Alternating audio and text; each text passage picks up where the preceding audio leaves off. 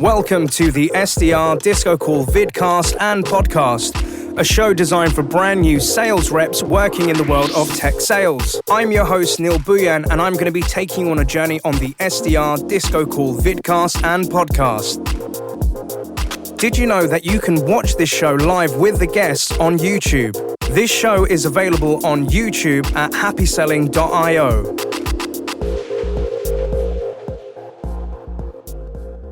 Hello, listeners, watchers, fans, and subscribers. Welcome to another exciting chapter of the SDR DiscoCall podcast. My name is Bhuiyan, and I'm your host for today. The reason this show exists is that we work in the world of tech sales and sales development. This is a role which is helping drum up leads, convince prospects to look into your business and potentially buy. And it's one of the hardest parts of the sales cycle, in my opinion. But what I like to do is go around the world and find really cool and interesting people that work in this profession to figure out how did they get into this thing? Like, what was the beginning of their career? What have they learned? And what things can they share with you, our audience, to help you become what I call happy sellers? And this guest is somebody I've really been looking forward to having on board for a long time. It's been a long time coming. But before we introduce this guest, just as a gentle reminder that if you're listening to this in your local podcast platform, please make sure that you give us a rating and share this episode with anyone you think it could help out. And equally, if you're watching this on YouTube, could you do us a massive favor? Go down right now. Yep, right now. Go down and press like, comment, and subscribe, because what you're telling the algorithm is that this is really cool and good, interesting content, and it's going to help the reach get out there even further. But guest, could you please introduce yourself? Could you tell us who are you, where are you based in the world, and where do you work, mate? So I am Henry Clayton. I am an SDR at Allego. I am based in the beautiful southwest of the UK. I wouldn't share any names because it will mean absolutely nothing to anyone because it's in the middle of nowhere. Well, Mr. In the Middle of Nowhere, a pleasure to have you aboard. But Henry, I've really been looking forward to this, mate. Thank you so much for coming on board. So you're an SDR at Allego. Could you tell us at a high level, what does Allego do, bro? So Allego, high level, is a YouTube for salespeople. You can go there. Yeah, sounds pretty cool, right? Do you know what? Sorry to interrupt. That's probably the best pitch I've heard on the show. It's a YouTube for sales. Tell us a little bit more. Like, what do you guys do, and like, who do you sell to? So we are a sales enablement platform. We'll sell to sales enablement, marketing, and sales leaders. The big thing is if you want to be able to access the right content, what your top performers do, be able to practice, pitch, and have all of your learning onboarding all catered into one, so you can become a better salesperson. That is basically, in a nutshell, what Allego does. And I think the YouTube analogy is everyone uses YouTube to learn, right? That is freaking awesome. And I'll tell you why, because I once in a former life worked at a competitor of Allego called Shoutouts. And I used to call it, we gave salespeople X-ray vision to their prospects. But your analogy is YouTube for sales. Like, bro, I absolutely love that. That's freaking amazing. So thank you so much. And Henry, outside of sales, you're a man with a lot of passions and different interests and hobbies. Could you share us a little bit, like, what does Henry get up to outside of sales? So outside of sales, if there's a sport with a bat or a ball, I'm there with bells on, basically. I'm very sporty. I just like to enjoy myself as much as I possibly can outside of work. I like to travel a little bit, but football and cricket are my two main passions, and then I'll play any other sport. I do a bit of running from time to time, but that's kind of sloped off in the last year or so, but you know. Love that. Thank you for sharing. And for a bit of transparency, the way that me and Henry know each other, we've known each other for a few years, but I was actually Henry's sales coach, and we met together through my sales coach. And when I first met this dude and he came into the Zoom, I was just like, this guy's got a lot of energy, and I've seen this guy grow phenomenally over the years. Super proud of him, and I was just like, bro, we need to get you onto the podcast. So I'm super happy that you're here now, mate. But what we like to do at this point of the show is go to our guest's LinkedIn profile to get a little review as to like where have they been, what they've been up to, and we're going to learn more about this. But for all of our listeners out there and watchers, all of our guests' LinkedIn profile will be in the show notes. So if you want to connect with Henny, scope him out, check him, see anything that comes up from today, and like maybe pick his brain, feel free to reach out. But Henry, really love your LinkedIn profile. And Henry shares a hell of a lot cool content, especially for those people that work in sales, right? So the fact that you're selling to salespeople, you come up with a lot of great sales content, but not all of your content is related to just sales. It's about personal journeys, things that you've got up to, but he shares a hell of a lot of great tips. I highly recommend giving the guy a follow. But if we go way back in the day, dude, we can see you had some experience working at Screwfix, and I know there's a story or two in there. Give me the length of time I was there. Indeed. Working at Skills as a trainer, and obviously near enough 4 years coming up to, right, working at Allego. And you've probably gone through, I know personally that you've gone through a lot of changes within the organization. It's grown, and here we are today. But Henry, as I like to with all of my guests, like, could you take us like way back in the days to like, how did you get into where you are? Like, what's the story from there? So how I got into, well, I started off, I was in college and I really realized after I needed a job.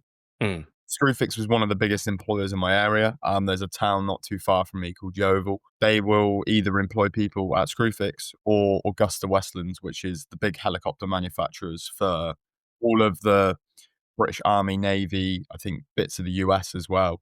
Mm. And I realized that I'm not very good with my hands. I don't really know a lot about helicopters, but a drill and some screws, I can handle that. So Yeah. I got in at Screwfix, and then after probably a rocky first year because I'm young and don't take jobs too seriously, and I said to myself, I'm going to be there for a year, and then I'm going to go to uni, and Mm. then I just really enjoyed not necessarily always the job because I'm speaking to members of the general public who are quite angry, and it's very service based role, but more so that environment of being at work, being with a team of people that I really enjoyed. And then it kind of, it got hold of me and I stayed there and I thought, actually, this could be a career that I want to do. I then went into a supervisor role, which then turned into a management role. And I think I was about, I can't even remember without looking at my LinkedIn, but I think I was about 23 or 24. Mm. And I managed a team. My first team was of 15 people, and the Wow. ages ranged from 18 to 65. So Okay. it was quite a wide, it was definitely a coming of age thing, and it helped me Mm. grow up really, really fast Mm. because I had to deal with people on two ends of the spectrum, people that really 18-year-old kids that come into that environment, they don't always want to work and they want to mess up, and they can be a bit of a nightmare to manage. And then there's Yeah. people at the other end where they're 65, wait for the day to retire, and they don't want to do a lot of work either. And I didn't have many people that wanted to come To to work. work. Yeah. So yeah, that was a big, big learning curve. I mean, it's Mm. something that I really enjoyed, and I think it wasn't until the pandemic when I realized that I wanted a change of career. I felt I was Mm. quite stagnant in what I was doing, and that's no discredit to Screwfix. It's a great place to work. They love hiring people from within. I think like 7% of their higher up roles are all taken from people from within, which I think is like amazing to see in this day and age. Mm. But I kind of just wanted to get into sales. It was a lot of what my friends had said. Yeah, you'd be great at sales. You can talk Mm. Mm. a bit of a silver tongue. I'm like, I think there's a bit more meat on the bone than that in there.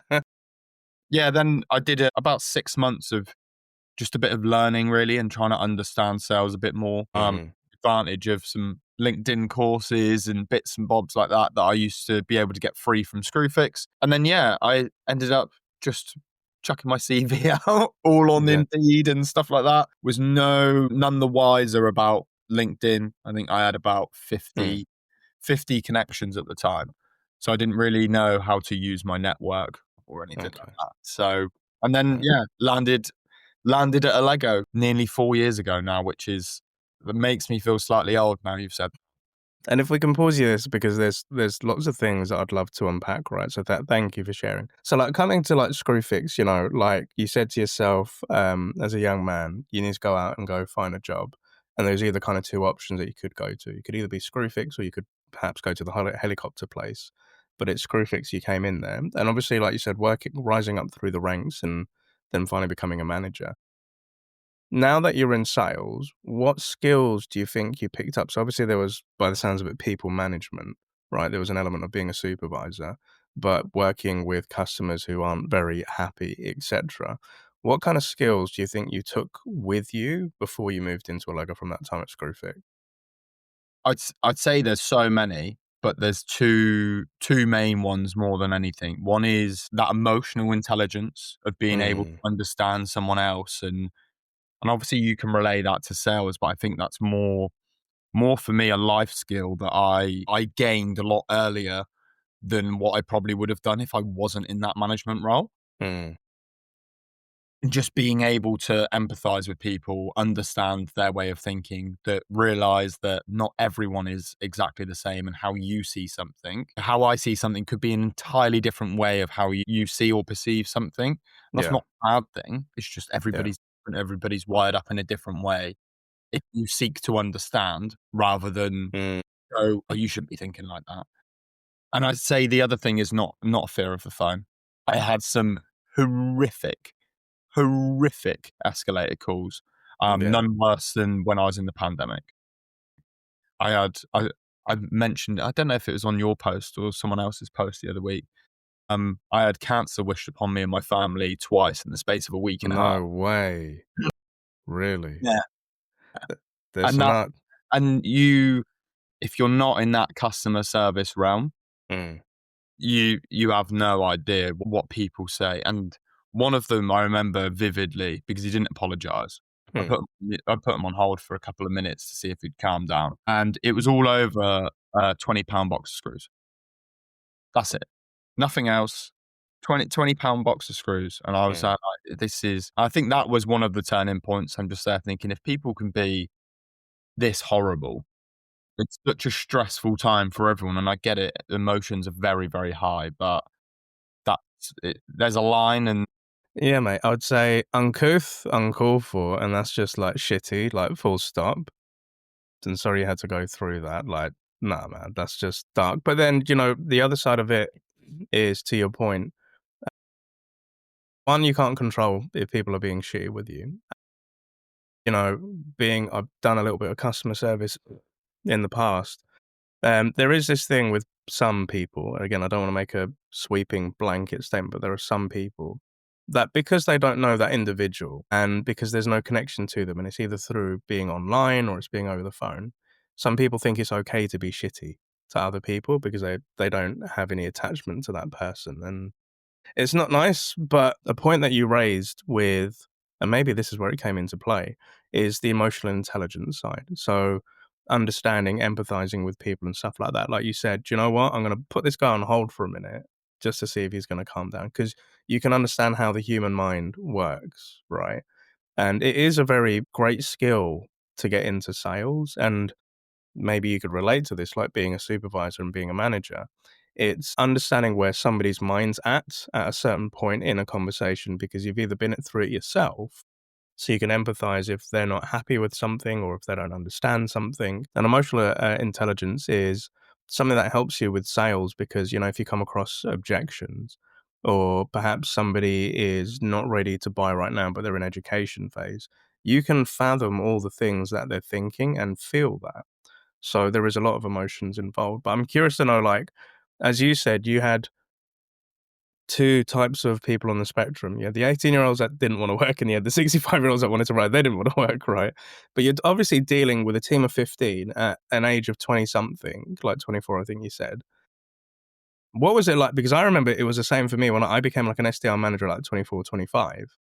That was a whirlwind of emotions. And you said something very key here, which was, um, you know, you're having to deal with these people, and you're dealing with different sort of emotions, but you're still figuring yourself out, mm, and you're trying to make, and that's it. People don't think the same way that you do, right? And that was a rude awakening for me when I was a manager. But what was it like dealing with different personalities? hard, genuinely hard. And I think for me, it was to be able to let them understand me a bit more, to humanize myself, and then just to go like, a manager's quite a scary individual almost to someone, especially in that realm, because they don't need to be managed too much. They need to be shared instructions, shared new ways of thinking, need to be coached a little bit. They don't need to have their hands to be held the whole time. Like they know how to do the job in the nicest way. The job can be difficult because it tests your mind more than anything else. But after a while, you should be able to do it roughly on autopilot. But managing those different people, I had, an 18-year-old in one of the last teams that I had, and he had serious mental health problems and it worked only a few days a week. And at the same time, in the same breath, I had a woman going through the menopause, which for me as a young man going, what's a menopause? Yeah. And I genuinely went home and got some education from my mum to try and understand it a bit more and go, I've got this woman going through this. I don't really know how to deal with it. Don't necessarily know how to get that support from a work aspect, but how can I understand her more? How can I humanize myself a bit more? What can I do to make her life a bit easier? I think just taking a step back and trying to understand someone and getting them to understand you. Yeah. I always used to say to the teams I had, if we were doing team briefs and stuff, I said, I'm going to give you a bunch of messages that are going to be quite shit for you to hear. Yes, they're messages that I've got to deliver, but don't take those messages out on me. It's not a reflection of me. I've got to deliver them. I might not agree with it myself, but we're here to do a job. We're told to kind of what to do from the powers that be. Yeah. And I will support you and do the best thing that I can do to make you a better person, you not to get in trouble, me not to get in trouble, and we can just shoot the shit from time to time if you're not happy with it. But, we're here to do a job at the end of the day. And I think I kind of got everyone or the majority of people on side of what I wanted to do and what I was looking to achieve in that role. And I think by just being a human, that helps more than anything. I love that. Thank you for sharing. And the reason why I want to kind of bring this into the show and why we're kind of interested on it, because there are a lot of people, Henry, that listen to this podcast that are looking to break into tech sales. And, I was speaking to some young lad yesterday on LinkedIn on my DMs where he was asking if he could have a bit of my time to figure out how to break into it, right? And his fear is that he has never worked in our industry. He has no relevant experience whatsoever. But he had worked for EE. He's been working in customer service. He then went into sales and stuff like that. And it's these transferable skills that you're talking about that can then translate and then go in to help you with that. So perhaps if you're in an interview and they said, well, if you haven't got any sales experience, could you give me an example of how one time you've dealt with an irate customer? Or how have you diffused a situation? Or how have you helped somebody come to a conclusion, decision, and then move on to a next step? These are things that we can take from our other jobs that can help us and obviously aid us in the interview. So my tip for the audience is, if you ever look, and it was the same way with me, dude, I don't know, and we're going to come into, moving on from Screwfix, but when I went for my sales jobs and my interviews, I didn't have any experience, right? And I was asked, and I remember when they said, well, Neil, can you give me an example of, how have you been able to lead by example, etc.? Or, how have you dealt with a difficult situation and an objection coming into you? And I used to say in those interviews, and I can remember vividly, I said, well, I haven't done it in a sales environment, but when I worked at Pizza Hut, I was able to help create a new campaign within our team to get more sales out on a Friday. And make sure that the kitchen staff were able to handle the additional load, especially when a World Cup was going on, that we didn't run out of stock. Or perhaps, when I was working at X store and we had an irate customer that came in feeling that they'd been completely effed up by one of our teams, I was able to diffuse a situation, make them happy, and they actually came back as a repeat customer. It's not working in tech sales, bro. This is like working in retail and hospitality. But these are things that you can take. So try to think of examples of, if it doesn't completely relate to that point, these are things that you have done in your other jobs. Because I think what they're looking for is, can we take this person and train them and coach them, but do they have the mindset to take on those new things, right? But coming back to yourself, Henry, where you said, right, you got to a point where you start putting out your CV, you're going out to Indeed, you had a couple of connections on LinkedIn. Just before that bit, what was the catalyst to make you want to start looking elsewhere? What was that going on? Uh, it was really difficult. I had a couple of friends in sales, but more so in car sales. I had a mate that worked for Cadbury's, which was pretty cool, but I'd ended up pretty fat. Yeah, I want to earn more money, but do I want to spend it on chocolate? Probably not. The thing for me is I've spoken to those people. They said that I'd do well in a sales environment from them knowing me, my background in Screwfix. And I think there's money to be earned out there. And I don't think people are very aware of outside of that tech sales sphere of what money there is there to be earned and what you can do and where you can take your career. I wasn't thinking about my first role in tech sales is going to be like, yeah, this is going to make me a millionaire. My fifth, sixth, seventh, if I'm actually any good at it. And the catalyst to change, the pandemic was the biggest catalyst to change. A lot of time I was furloughed. I had a lot of time just sitting there thinking of going, I'm content, but I'm not happy. That's no discredit to Screwfix. It was more so I'd done that management role for 3.5, 4 years, or 2.5, 3 years at that time. And after a while, it does get heavy. It does get heavy. You're constantly firefighting, and there's a few people that I managed during the pandemic and after the pandemic, is when we're coming back into the office. That was really difficult for me because high emotions.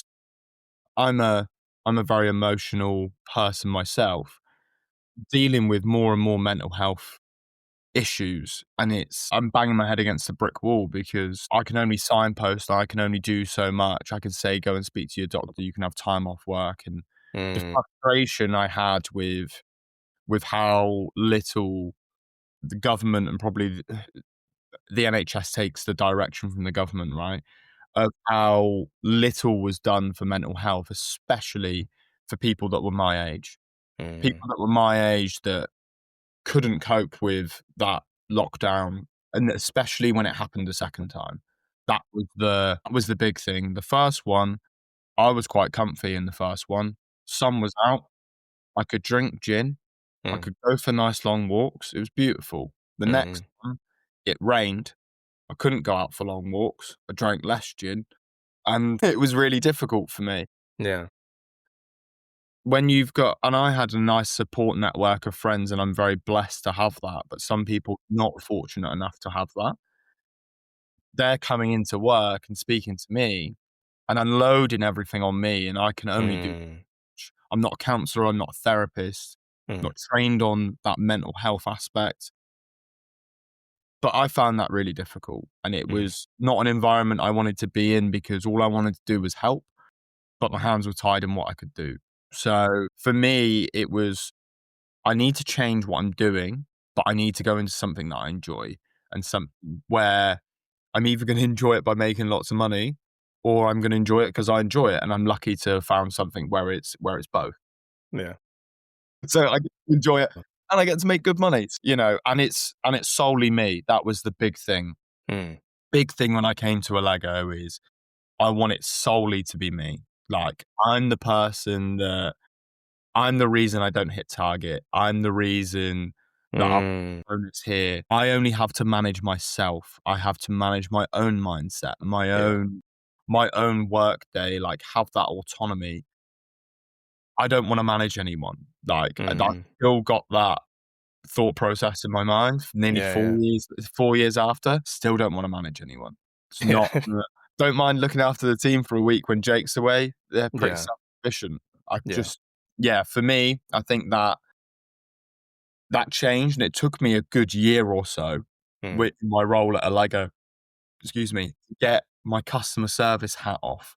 And Jake used to say that to me all the time. He said, "You've been given an objection on a call and you've let them go.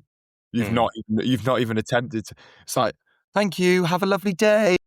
You're just sounding like your customer service, which doesn't put food on the table in sales, does it? I hear you, bro. And I think there's so many points within that. And again, thank you for being open and honest as well. And like the pandemic, right, caused a lot of, like you said, it like mental health issues for people. Things were surfacing up. The world was completely different. And I think the first lockdown, I was a manager, and I remember vividly one of my team members, it'd just been announced, like lockdown was about to happen, the world's about to change. There was this thing called the coronavirus and all of that, and hopefully this doesn't trigger anybody out there. But I remember going into Oxford Street, and I was working with a team called Intuo, and I was their SDR manager, and I had my new hire. I'll keep her name out of this, but it was literally like her first or second week. And I remember coming into the office, it was kind of like a little WeWork space, and we're all standing up, and this lady was standing there, and we're talking about, did you just hear on the news what's happening? Like, the world's about to go into this thing called lockdown.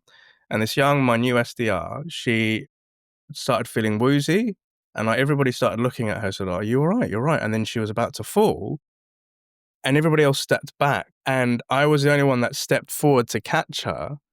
Because the thing is, bro, and I get it, like nothing against them, it's because this thing called Corona pandemic got everybody shit scared. Nobody wanted to catch this thing. And I remember like seeing the other people step back slightly, and then me in slow motion coming towards her to pick her up. And I caught her, and I remember said, "Are you all right?" She said, "I just don't really feel it well." And everybody was just like taken aback a little bit.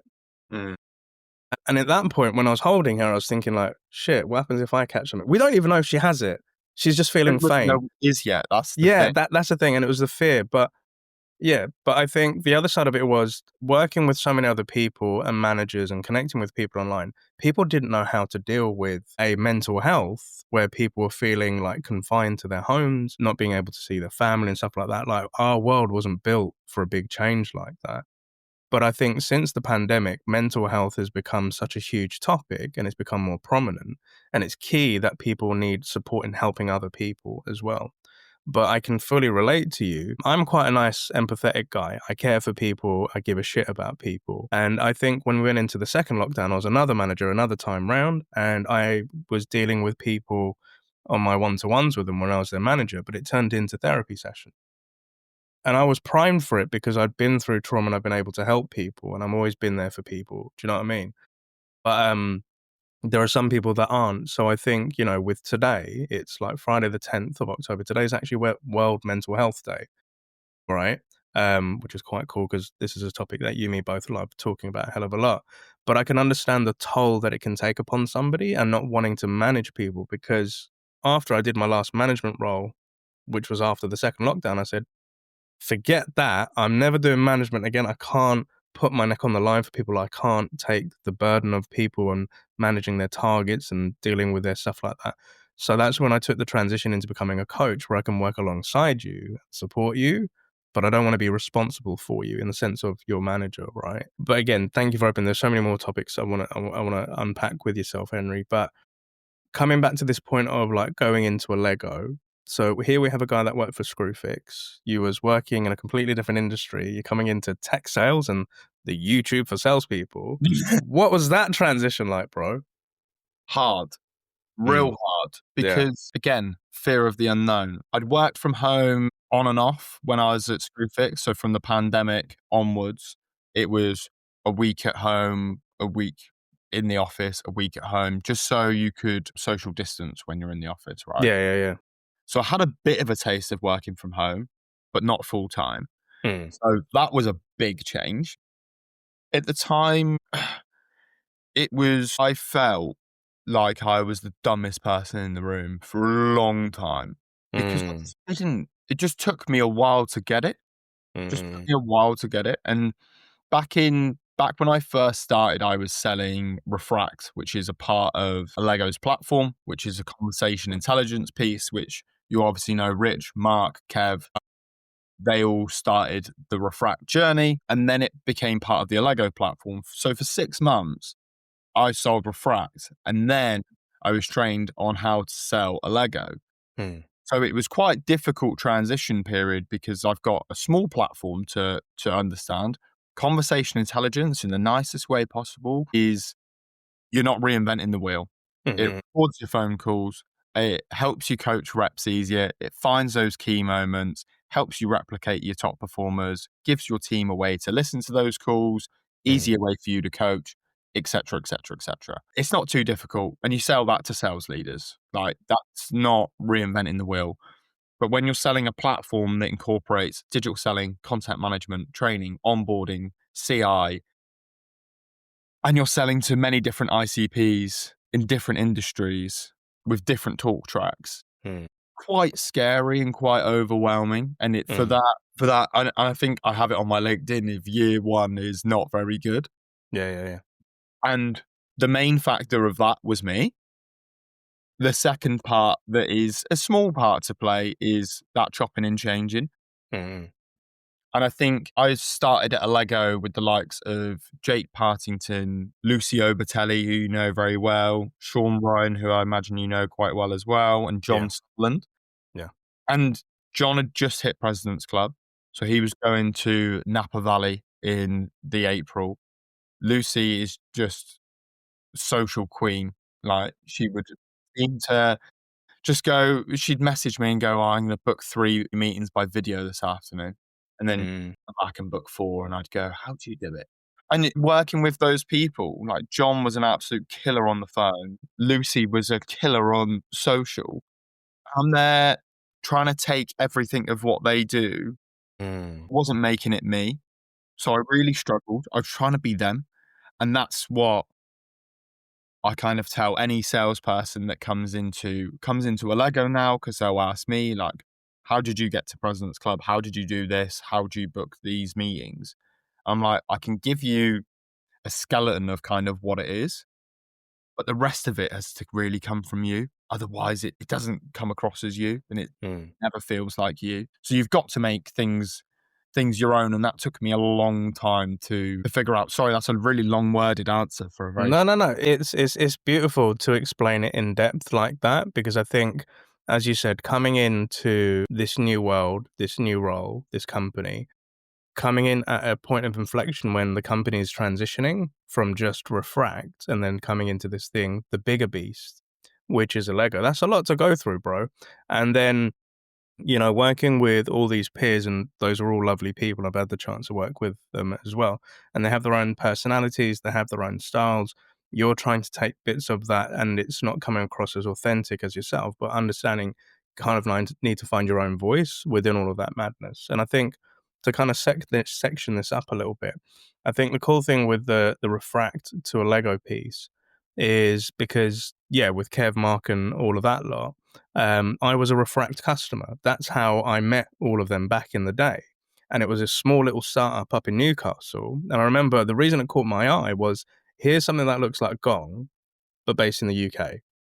And for me, back then, all those years ago, that was unheard of. And I was just like, a UK competitor to like something like Gong or SalesLoft and all of that. And I remember seeing the company go to the transition and the acquisition with Allego, and basically you had the originals like Nia, all of that lot with Refract, and like Mark Akers, and then this Allego beast started coming into it, and then all these new people like the Lucys, the Henrys, the Jakes, the John Sutherlands, and all of that. And I remember having the conversations of when you as a company were trying to figure out, what's this new talk track? How do we have these conversations? How we're trying to define the ICP. I got to see it as a coach, but I got to see it as a customer, and I got to see it and hear it. And I didn't work for the company, but because I'd worked at Showpad before, that was kind of my world, so I kind of understood it. But I was learning with you guys and girls in that transition. But for a newbie coming into this, I think it was kind of like a baptism of fire of going through a company acquisition and then it becoming a bigger beast into what Allego is now. That must have been a mind fuck to an extent as well, right? Yeah, it was, but it gave me a lot more opportunity. So I love selling to sales enablement. I think they're some of the coolest people out there, and they're just real genuine, real nice people. And a lot of them have backgrounds of SDR manager, or they have that kind of background. So they know if you're good at your job, right? they respect it. They'll give you the time of day. If you're leading with something that's relevant, something that they respect the good BD that's out there. They respect the good salespeople that are out there because they've either been in that seat, or they've managed people in that seat, or they're trying to enable people in that seat. Mm-hmm. Whereas I find sales leaders are a different beast. It depends what they're like. A lot of them are very direct, straight to the point, and if you don't do it in their way, they don't like it. Mm-hmm. Yeah. I've had it recently where I've led with my standard. I'd lead with the problems in a permission-based opener on a call. They're like, I don't tell my team to lead with problems. I was like, okay, so how do you do it? Well, just direct. And this is what we do. These are the features. These are the benefits. He goes, what's your features and benefits? And I'm like, I don't think we're going to get anywhere here, mate, if I'm being perfectly honest. Because you're doing it this way. And I'm not saying I'm totally against it, but I don't do features and benefits. I want to understand what problem you have. And if I can solve it, then I will explain a bit more. Probably still not in a features and benefits part. But if you want to do the dance, then you've got to have the right partner, really, haven't you? And that's why I kind of like selling to enablement, as I find that they're nice dance partners, whereas sales leaders step on my toes. So, like, the reason this brings me such joy is you've definitely opened a topic of when working in sales, and if you're a salesperson selling to salespeople, it's fun because there's two sides of the coin. So the first side of it is there's this mutual respect that you're in the industry, the field, you like their style, the way that they do, you respect them as a salesperson. You get to learn tactics because, like, every time I was selling to VPs of sales, I was kind of acting like the rep under them, even though I was selling to them as the AE. I would ask them, like, what do you think of my approach? What would you do in my position? And, when I'm trying to close a deal with them, I said, like, if you were my VP of sales and I brought you this deal, what would you say to your rep, Mr. Customer and future prospect? And there was so much learning within that you can definitely have. But the other side of the coin is there are so many egos within sales, right? And there were salespeople that I met, to your point, which, well, we don't do it that way. Or like, why did you say that? Like, Neil, you could have closed me. And I'm like, I'm not looking to close you, bro. I'm looking to have a conversation first. And you'd find critique. But again, whether it be sales or not, there's always going to be all types of personalities in whatever profession and industry you have. But in sales, bro, there is a lot of egos, right? There is a hell of a lot of egos. And, like debates, and we both see it like on LinkedIn, like permission-based openers, or you should be doing this when you're trying to close a customer. I'm like, everybody has their own style, and everybody has their own way of doing it. Like, I know as a salesperson, I'm completely different to perhaps, I don't know, like a Richard Smith and the way that he may close, right? Yeah. But I think it's looking at the differences and, almost taking those different parts of people and respecting people the way they do what they do. So I know, like, when it comes to sales coaching, as the happy selling sales coach guy, my way of coaching is completely different to other type of coaches that might be ICF accredited. Like, I'm not accredited for shit, but I know I've helped a lot of people, right? But yeah, like within sales, and I remember like with ourselves, like when we were having coaching sessions, and again, I won't go into too much detail about this, but trying to figure out the talk tracks, trying to figure out how to go after the ICP, trying to figure out what days of the week and what personas you're going to be speaking to, and then thinking about the different type of messaging. I think selling to sales, that's a really cool thing, trying to figure all that stuff out, but then being able to test it. But then you could ask that salesperson their opinion on that approach because you're trying something new with other salespeople. But do you have any like harrowing stories of like when trying to sell to the salesperson, it just didn't go right, dude? One made me change the way I approach cold calling. And I've got through my problem statement, and he seemed a bit shut off at the start anyway, right? I've got through the problem statement. 2 problems that I led with said, facing anything similar? Or was it you facing something completely different in your world? Something along those lines. And he said, before I answer that question, did you just read every single word of that offer script? And I've gone, I'm going to be honest with you. Yeah, I did. And then he went to the point of going, you don't need to do that. You have it there as a base.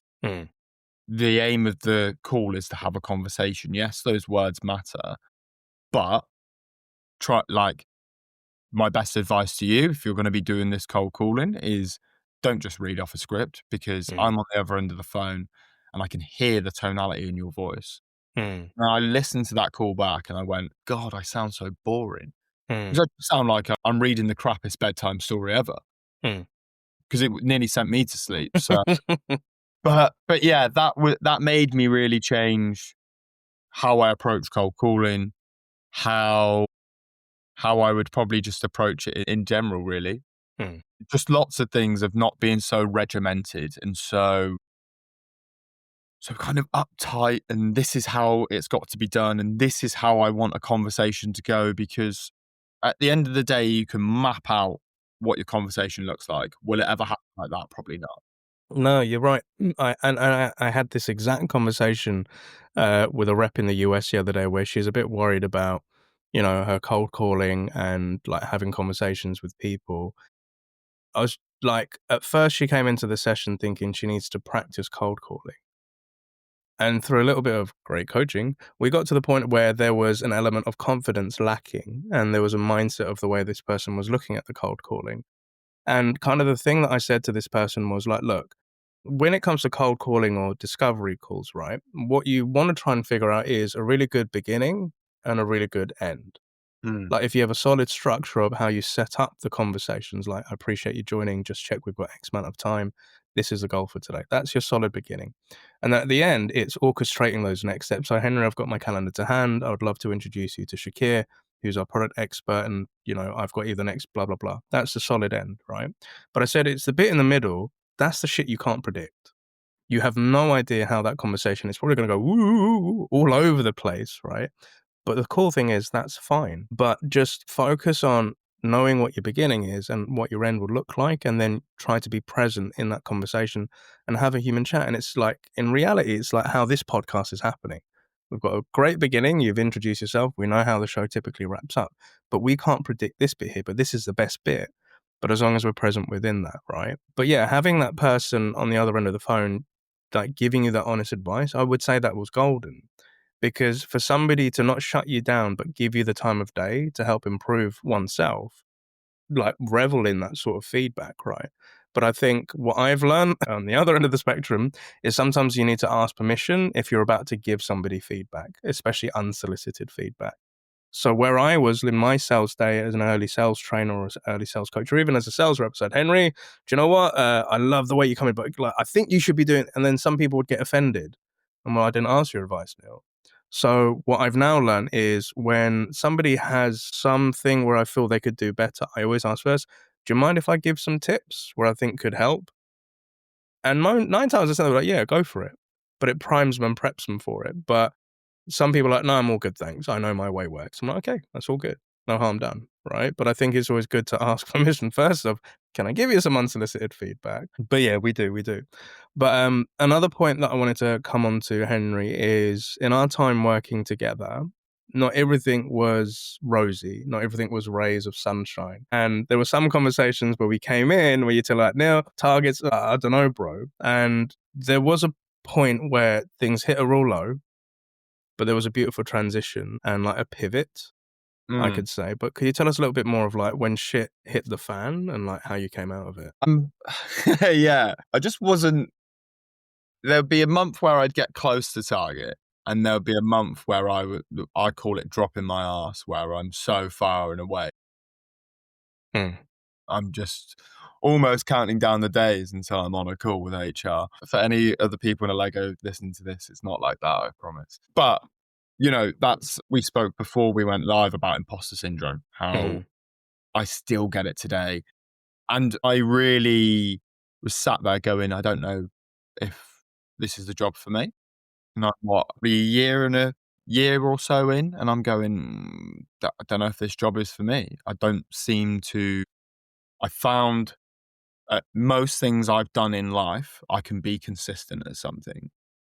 And at the time, I was just consistently not very good. And I wasn't very happy with being consistently not very good. I did this thing called 75 Hard. Yeah. Which was one of the biggest catalysts for my change, because To tell a bit of background, I was probably around 4 or 5 stone heavier than what I am now. Big chubby cheeks. I had hair like Ed Sheeran. So I look like Ed Sheeran. I look like Ed Sheeran off Wish in about 2019. And that's being polite. Like, it looked a lot worse than that. I looked slightly homeless, but either way, I lost a bit of weight during the pandemic, after the pandemic sustained that. And then I just got, I didn't like put on that same weight, but it was a sense of I was fit, but I wasn't fit. Like, I wasn't fit in my mind, I wasn't fit in my body. And for those that don't know 75 hard is 75 days of exercising for 90 minutes a day, but with 45 minutes of that has to be outside. You've got to stick to a diet, drink 4.5 liters of water a day, read 10 pages of non-fiction, so like an inspiring biography, book, whatever. What else do you have to do in that? Can't remember now. So far, but it is no drink, no nothing. Like, yeah, can't abuse your body in that way. And I've done like sober October and stuff like that before. And yeah, you feel good, and then you just go back to it straight after. For that 75 days, I've never ever felt so dialed in to my mind, my body, and I was come out of that smashing targets and just going, why is it that easy that I've just got to look after myself a bit more? But I think that's half the battle, right? Yeah. And I'm not saying that I was an alcoholic and I did loads of drugs and I smoked loads of cigarettes. All I did was eat croissants, and no, it wasn't like that. But on a weekend, yeah, I'd go out and enjoy myself. Yeah, I'd have a few drinks and let my hair down as much as possible. And sometimes that would bleed into a Sunday, and I'd go out for a sneaky few drinks on a Sunday afternoon to watch the football. And Monday I woke up and I went, yeah, I did have a drink yesterday. Oh, I'm not hungover, but my head feels like I've had a drink. We can start cold calling at 9:45 instead of 9:00. When I'm fully awake. And it's those little things that now I'm a bit more dialed in and can understand my mind and my body more. I started having lots of counselling sessions, not lots of counselling sessions, but one every single month. And being able to get a weight off my shoulders that I didn't realise was there. And it could be something so small that I'd share with my friends anyway, but it wouldn't have the same effect of when I shared it with a counsellor, if that makes sense. Yeah. Because they've got my best interests at heart. She hasn't. She has, but she hasn't. Yeah. It's more objective. She's there to help and guide me and help me understand me better. I think that's the big aim of a counsellor. And I think for me, being able to understand me better, how am I wired up, what makes me tick, what makes me get out of bed in the morning, how do I be structured and do this job? Lots of different intricacies that make up me, but being able to understand me better can help me do my job better. That's a very I don't know, it's not wishy-washy. No, it's not wishy-washy, and I will they're everywhere. Yeah, no, I'll solidify a bit, like, so for our audience, a bit of perspective, and the reason why I've loved working with you, dude, and knowing you is like being your sales coach. And I saw a Henry change. I saw the transformation, like when he used to come into our sessions, and again, for privacy, I won't go into full like disclosure of what we spoke about. But there were many a time where, Henry was on top of the world, and there were many a time when Henry wasn't on top of the world. But the key thing that I realized with yourself is you started to love yourself a little bit more, right? You were more compassionate with yourself. You saw the honesty of when things weren't great, and you brought those into those sessions, but you were proactively looking at ways to deal with it, or to give yourself permission to feel what you were feeling. And I remembered like commending like doing the counseling and saying I myself go to therapy, and like how it's helped me as well. But I think, to your point, the most important point there is like figuring how you're wired, right? Because a lot of these things come from us being children, growing up and going through experiences, but not realizing we're being hardwired as we're going along the way. So when we come into this adult phase where we're working in a professional job and we've got a career, we don't know why we get fucked off by things, or we don't know why things are triggering us, or we don't know why, we're self-sabotaging and all of this sort of stuff. But from my point of view, I saw this human being going through this fucking awesome transformation. And like when you're telling me like you're going for President's Club, you're hitting targets, you're smashing it, it's when I realized I saw your own self-belief in you.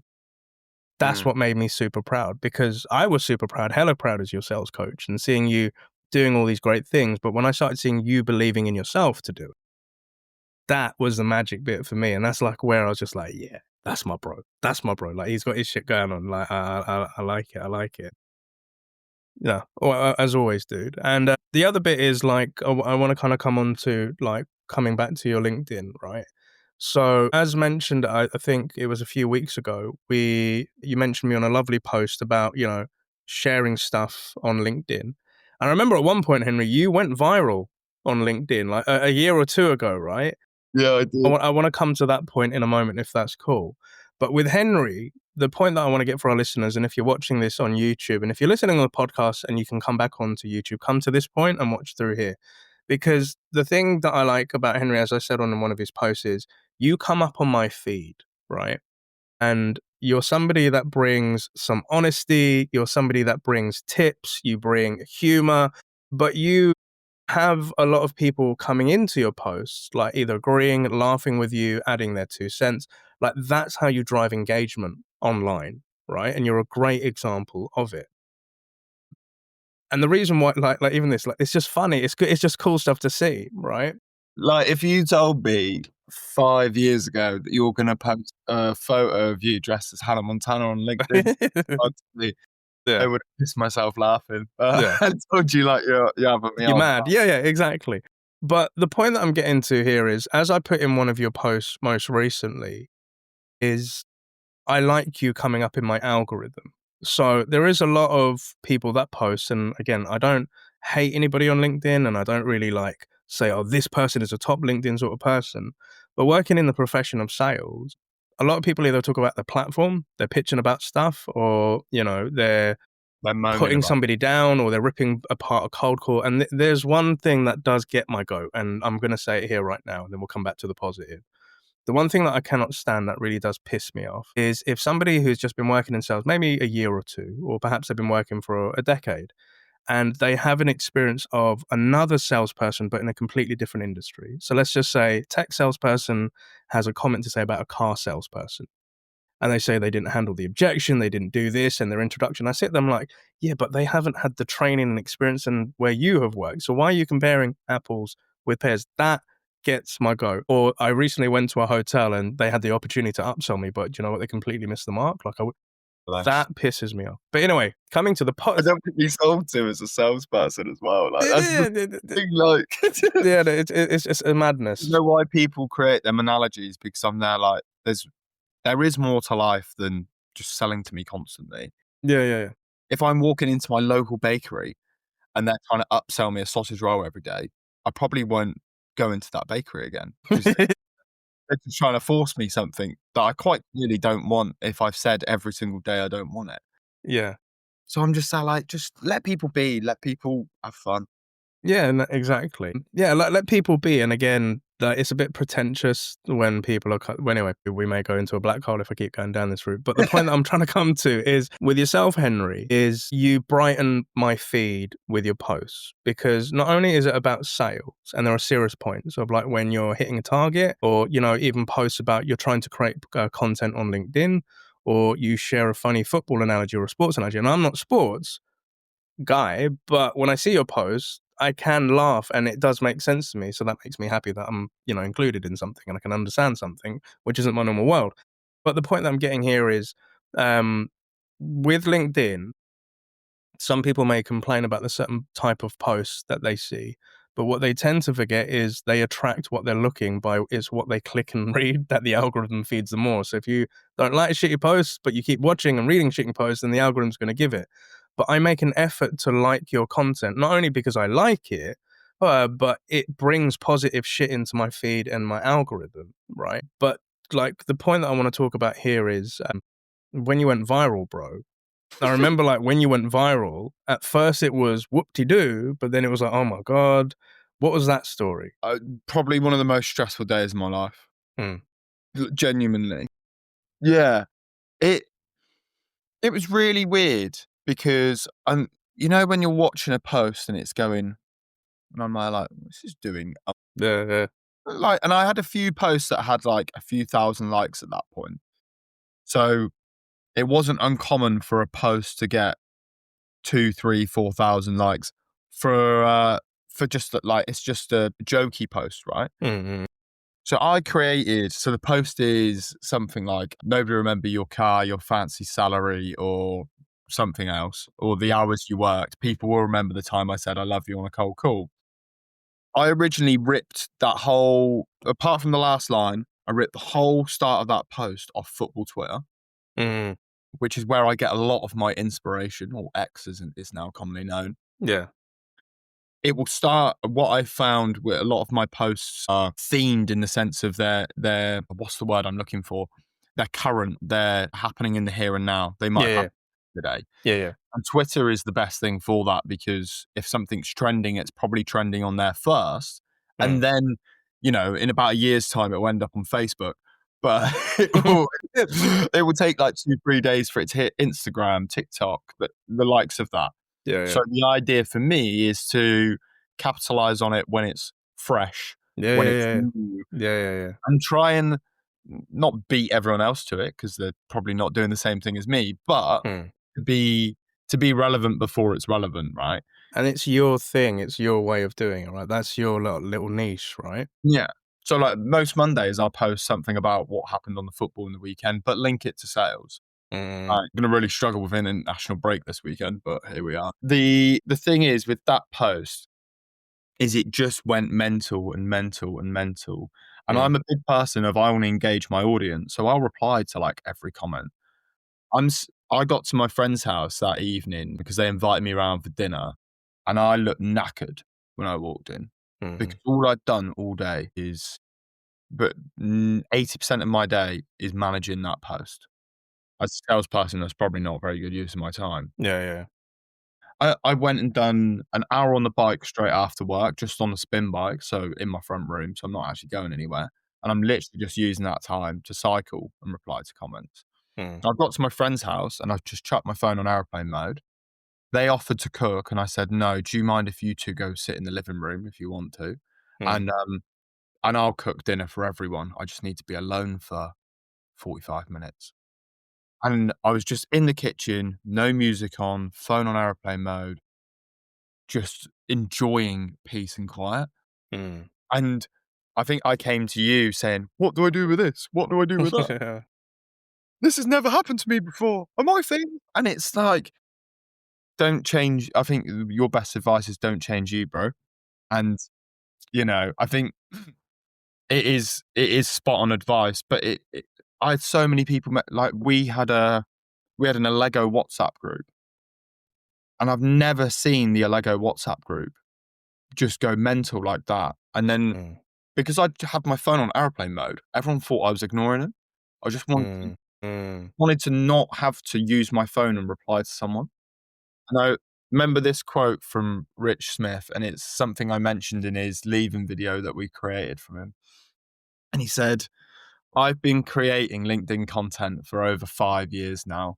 I've not even got close to having that type of engagement. I've been blown out the water for a little bit of bounce. And it kind of sums it up, because Rich's posts are really well thought out. They give me great tips on how to do my job, how to do his job as sales leader, what they look to do with my sales coach, and his post when he was at Allego talking about the power of coaching, the power of the actual platform itself. And, he's had a part in 2 great books of problem prospecting and deconstructing discovery. And I kind of agree. And his statement wasn't intended to be a negative one on my part, but it kind of shows the way the world goes now is that little bit of bounce. People want to see a bit of humor and a bit of stuff in their day like that. And yes, there's still room for the Rich Smith posts of coaching and stuff like that, but they don't sometimes get the flowers that they deserve. Yeah. I can put a funny football meme up, mate, and get 100 likes on a post, loads of comments, and people going, oh, that's really funny. Mohamed Salah or whoever, right? I don't care. I'll put up a thoughtful post of me going, this is how I do my job. this is what I did from when I wasn't doing very well in my job. This is how I turned it around. And it could be liked by the likes of yourself, my 5 Allego colleagues, my mum. Doesn't matter. If one person sees it, they see it. There's so many learners out there. Yeah. I try and have fun with content, but also try and also do the other side of, there's lots of salespeople in need out there. I think, what is it, 70% of salespeople don't hit target, something like that, number or something. I'm one of the fortunate ones to be hitting target. So if I've got any knowledge to share, as long as someone from any of our competitors doesn't steal it, then I'm fine. I love that. And so well put, dude. I think the story of hitting viral, and I remember like you come into the coaching sessions and I remember you categorically asking like, I think what you were trying to ask at that point was like, I've done this, how do I keep it up? Do I change the way that I do it? And I was just like, no, just be you. Because the reason that post popped was because it was you. And seeing your post thereafter, I love seeing your content. And for our listeners and watchers, go give Henry a follow because his content is freaking cool. And, you know, like you said, there are different sides to it. You know, you've got the serious side and you've got the funny side. And that's what makes your character. That's what makes your personal brand. That's what makes you memorable. That what makes you more than just a billboard for your company. It's you. It's the people buy into your authenticity. Here's a funny story, right? So run an events company and I literally made a quick funny video about a chicken and a duck talking together with a little bit of rap music behind it. Just throw it on our account social. As of this morning, it's hit 4.7 million views, right? And what I found hilarious was all of my music content, all of my sales content has never even reached that. But a 15-second clip of a duck and a chicken has even, David Beckham's son has liked the video, right? Yeah, Romeo Beckham. And I'm just like, and I'm talking to my mate on the phone. I was like, bro, like how the hell? But it's not made me a millionaire. But your point, like every couple of days I go in and like a comment and respond to it and stuff like that. But I just said, like, I'm not a millionaire. I haven't got like brands knocking at my door and stuff. But I did feel the nerves hit when I saw it first hit the 1.2 million, because I posted it, Henry, and I didn't log into the account for a couple of. And then, you know, when you're on your toilet, you're doom scrolling, I just logged in. I was like, I literally shit myself. Like seeing it come through, and I was just like, oh my God. But yeah, the point of content is, I think your point here is like, from my world, as long as one person likes it or has got some value from it or has learned something or it's touched them in a certain way, quota's hit for the day, bro. Like some posts pop, some posts don't. But I think rather than like feeling yourself that you have to post, but if you enjoy posting, I think that's kind of the key thing here. And again, not an expert, but I see what I like. I learn from people like you. I try to implement that into my style or, you know, do different things, but we all have different ways of doing stuff as well. But yeah, man. But today, Henry, it's been an absolute pleasure having you on board. I hope our audience have learned many cool things about yourself, the way that I've learned over the years working with you, dude. And if you could go back to that young Henry, you know, who's just about to embark on this career, like when you said to yourself, I need to find a job, might go Screwfix, might go helicopter way. If you could give that guy 3 bits of advice, and he's about to embark on the same journey, what would that be, mate? That's a really good question. I was going to take the mickey and say, get good at working on helicopters, but I don't like that. For me, I think don't be afraid of asking someone for help. And that's in the sense of therapy, counseling, coaching. Don't be afraid. That fear of the unknown, of you opening yourself up to the outside world and to someone that is a complete stranger sounds so daunting and bloody scary. Categorically one of the best things I've ever done. If something crazy happens, like a viral post, or you go and hit 300% of your target for Q3, but you've been operating at like 100% for the rest of the quarters, don't change who you are. Don't rewrite a script because of something that's happened in your life. That, going back to your point, the reason that's happened is because of you. Probably my other bit of advice is get into sales early. It's way fun. Being wished cancer upon me and my family, or being hung up on a cold call, like polar opposite. I've got to still speak to that person and try and get them a set of screws delivered. I can just ring someone else. So yeah, probably get into sales a bit earlier. But yeah, I think the overriding thing that I want to say to kind of just because I've always had fun. Just to anyone just out there that's doing especially the role as an SDR, it's the hardest role in sales, as in from a mental mindset point of view. Not saying like the intricacies of how you sell and everything like that, but just have fun with it, because life is too short not to have fun, and you've got to be in something that you enjoy. And if you're not really having fun with it and you're not enjoying it, probably not the right spot for you in terms of maybe company, job role, whatever. But try and have as much fun as possible, because who doesn't want to have fun? Hell yeah, amen. I love that, Henry. Some solid advice there. And again, thank you so much for coming on today's show. And a big thank you to our listeners and watchers that have been joining us on this chapter with Henry Clayton. Again, Henry's LinkedIn profile will be within the show notes. So if you want to connect with him, pick his brain, like his posts and follow his content, feel free to do so and reach out to him as well. But Henry, an absolute pleasure and privilege as always to have conversations with you, dude. At some point, we'd love to have you back on the show and see how things are going along. But before we end, are there any shout outs you want to give Henry? That's a really difficult question as well. Yeah, probably just a couple, like just probably keeping it very close to home in Allego in my team, Matt Ross. And Matt Ross is very new to the Allego team. He calls himself a taller Henry Clayton, which is... Yeah, I've connected with him. Yeah, quite funny. Yeah. Shakir Hussein, or Shaq, he's literally my genuine kind of, he's my G, mate. He's my rock. He keeps me very level-headed. Adam, who's just recently joined as well, definitely keeping me on my toes. And just a big shout out to Jake. Genuinely don't think with the combination of yourself and Jake, I'd still be sat in a SDR role in Allego. I would probably be at Tesco stacking shelves. So yeah, no, kudos to Jake and massive kudos to you, mate, as well. Obviously, I doubt I would have had any bit. Yes, I believe in myself, but you've helped me do that and see success. So appreciate you, bro. Thank you very much, brother. Much big love, sales love back at you. You're going to make me blush, my bro, but I appreciate you 100%. And again, thank you to our listeners and watchers. If you can please, on a local podcast platform, make sure that you give this a rating and give it a share to anybody that it could help out as well. And again, if you're watching this on a YouTube channel, make sure that you like, comment, and subscribe down below. Or even down below, let us know what you think of these episodes, the topics. Are there any questions that you'd like to pose to Henry that I'd be happy to send over to him as well? But again, thank you for joining us on the SDR DiscoCall Show. Henry, wishing you a great weekend ahead, mate, and happy selling.